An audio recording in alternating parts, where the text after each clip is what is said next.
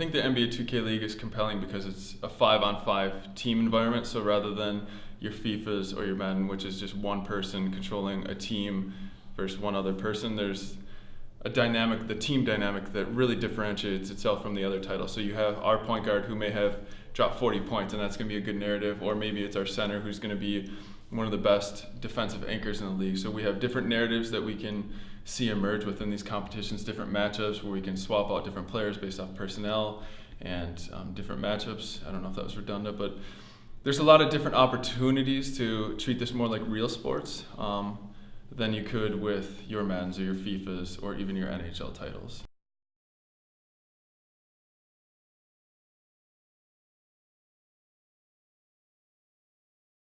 So I got involved about 6 months ago, and leading up to this, a lot of it was league meetings, sponsorships, activations, just kind of business development. So preparing Milwaukee for the arrival of our players for the draft, making sure they had a place to live, making sure we had a place for these guys to practice. So building that foundation, really laying the building blocks for success for these guys. And then on a day-to-day basis, my role as eSports manager, could consist of social media, marketing. I'm coming up with different designs for them, but then a lot of it's just hands-on, working with the players, making sure they're set up for success. So interacting as kind of the liaison between the NBA, making sure they're ready to go for their league matches, setting up scrims, doing team bonding exercises. I'm like a big brother and a coach and a mentor all rolled in one.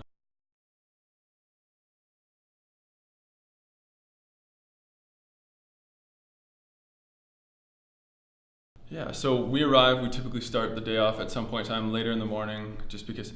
So to take a step back, esports tends to operate just a little bit later in the evenings. Same with some sports, but these guys tend to practice late morning, early afternoon, and then past dinner time. So we'll arrive, do some team meetings, set some objectives, and then tackle team scrims. So we'll set aside a block.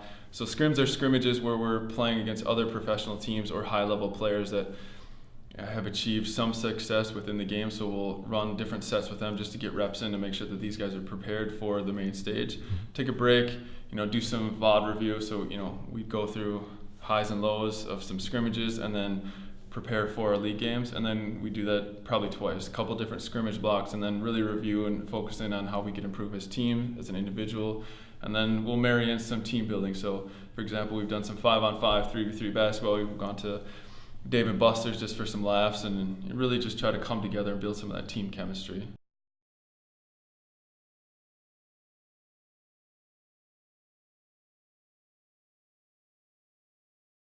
So we built up like a 1,800 square foot brand new esports performance center. So everything's decked out with Alienware gear. We have HyperX headsets and peripherals. These guys have the state-of-the-art equipment with the best internet. So they have all the right tools at their disposal. It's just a few blocks from here, so it's within walking distance of the front office and our arena. So it's really in the heart of what we do here in Milwaukee with basketball. So that's just an incredible opportunity for our players.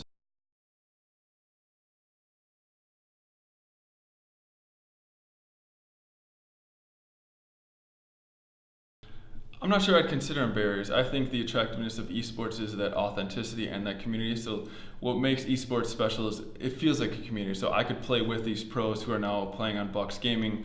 I could have played with them seasons ago or at NBA 2K16. So there's a connectivity that exists within esports, not only from a regional perspective, but it's international too. So I could play against players from an international level or interact with them on Twitter and social media, whereas if I were to see Giannis, I may not have been aware of him until he got in the league. So I don't know if getting esports into the mainstream would be considered quote unquote success. I think the opportunities here are how do we make sure that this is growing at a sustainable and appropriate pace where our players are taken care of, treated like professionals, and we build the infrastructure so in 5, 10, 15, 20 years from now, our children can enjoy esports and it can grow and it's still relevant rather than bubble and bursting like it did in the early 2000s.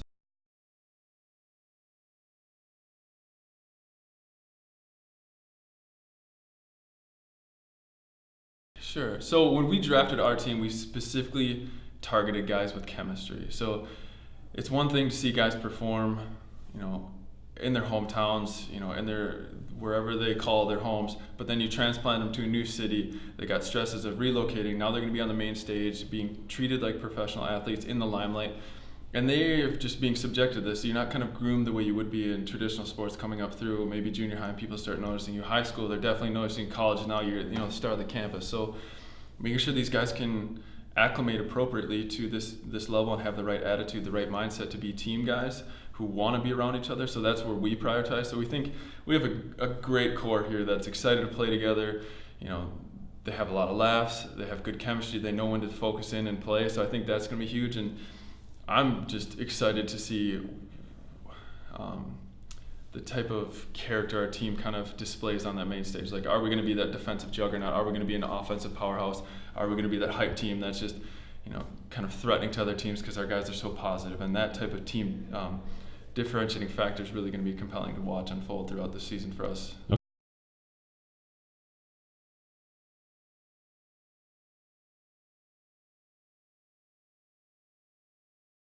Anytime for anyone, whether it's esports or in your personal life, if you up and move and you're in a new job in a 1 week and then you're on the main stage or acting or doing some type of media, in the blink of an eye, there's absolutely going to be an acclimation process. I think these guys are handling it very well. We do try to give them the proper tools, whether it's orientation, social media training. The NBA is going to kick off a rookie transition program. They're going to fly out to New York, and they're going to be equipped with additional resources to be successful for this type of attention and success and notoriety. But yeah, there's certainly a lot of pressure on these guys. But myself, Colin, and Kale, we're here to support them and make sure that any of their needs they may have will be addressed and taken care of.